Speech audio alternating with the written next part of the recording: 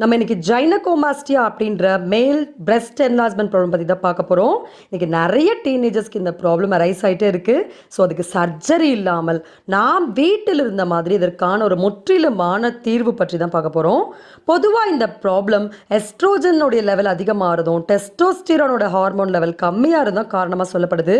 ஆனால் அது ஒரு சிம்டம், உடம்பில் இந்த மாதிரி ஒரு பிரச்சனை ஏற்பட்டிருக்குன்னு நமக்கு சொல்லக்கூடிய சிம்டம். இதோடைய பேக் எண்டு பார்த்தீங்கன்னா நுரையீரலில் தேங்கி இருக்கக்கூடிய சளிகள் தான் இதற்கான காரணம். இந்த பிரச்சனையினால் பாதிக்கப்பட்ட பேஷண்ட் பார்த்தீங்கன்னா சின்ன வயசுலேருந்தே காஃப் சிரப்ஸ் எடுக்கிறது, சின்ன வயசுலேருந்தே ஏதாவது ஒரு பெயின்னா உடனே பெயின் கில்லர் போடுறது, அந்த மாதிரியான மாத்திரைகள் எடுக்கக்கூடிய பழக்கம், சளியை தடுத்து நிறுத்தக்கூடிய பழக்கம் இருக்கும்.